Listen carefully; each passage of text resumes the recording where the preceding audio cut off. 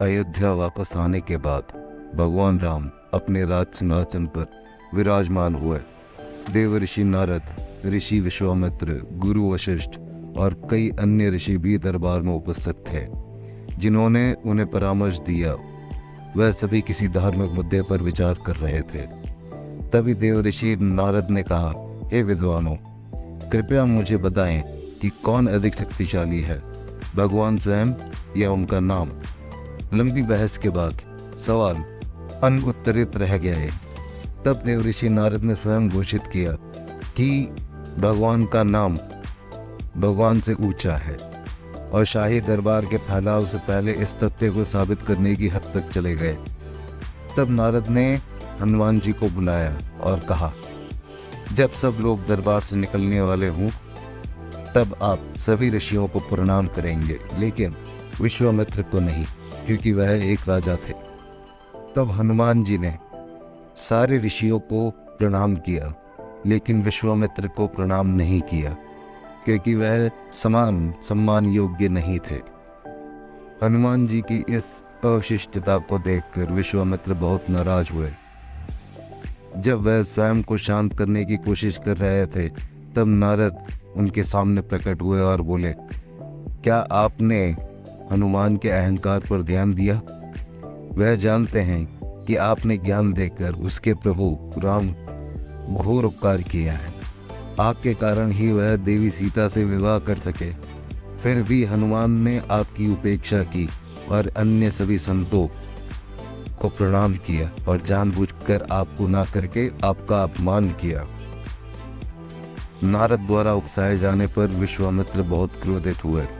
वह भगवान राम के पास गए और कहा, आपके भक्त हनुमान ने सार्वजनिक रूप से मेरा अपमान किया है, इसलिए उन्हें अपने अहंकार के लिए कल सूर्यास्त से पहले मृत्यु दंड मिलना चाहिए। विश्वामित्र भगवान राम के गुरु थे और राम किसी भी कीमत पर अपने गुरु की अवज्ञा नहीं कर सकते थे, इसलिए उन्हें हनुमान को गुरु का अपमान करने के लिए दंडित करना पड़ा। भगवान राम एक पल के लिए स्तब्ध रह गए, क्योंकि हनुमान जी उनके सबसे प्रिय भक्त थे। श्री राम द्वारा हनुमान जी को मृत्युदंड दिए जाने का समाचार शहर में चर्चा का विषय बन गया और यह जंगल की आग की तरफ फैल गया।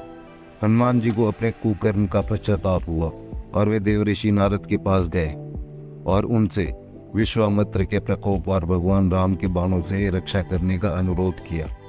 देव ऋषि नारद ने बड़ी शांति से उत्तर दिया, चिंता मत करो हनुमान, निराश न हो, केवल वही करे जो आपको करने की सलाह दी गई है। सुबह जल्दी उठकर सरयू नदी में स्नान करें, फिर नदी के किनारे खड़े होकर श्री राम जय जय राम का जाप करना शुरू करें।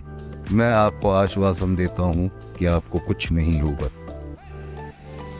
अगले ही दिन हनुमान जी ने वैसा ही किया जैसा नारद ने उन्हें बताया था।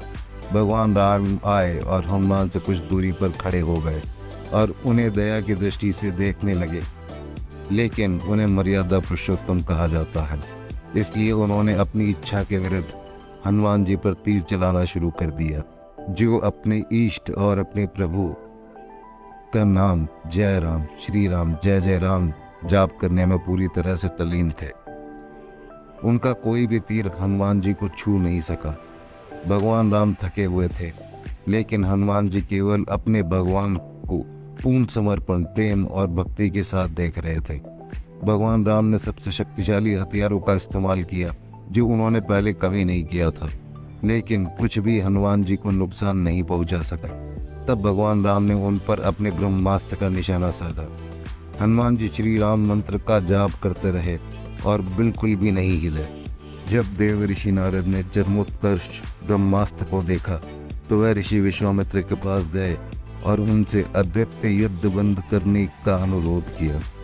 नारद ने कहा, हे महान ऋषि, हनुमान जी आपकी कृपा के बारे में बहुत अनभिज्ञ थे, लेकिन क्या इससे आपकी महानता में कोई फर्क पड़ता है?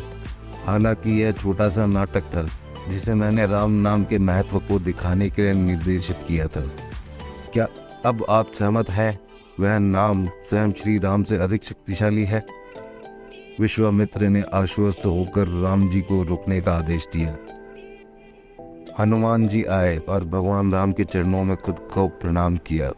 उन्होंने आभार व्यक्त किया और महर्षि विश्वामित्र से क्षमा याचना की। विश्वामित्र जी ने न केवल उन्हें क्षमा किया बल्कि उन्हें आशीर्वाद भी दिया कि आने वाले समय में राम के प्रति उनकी भक्ति सबसे बड़ी मिसाल बनेगी। तो राम नाम की महिमा ऐसे स्थापित हुई।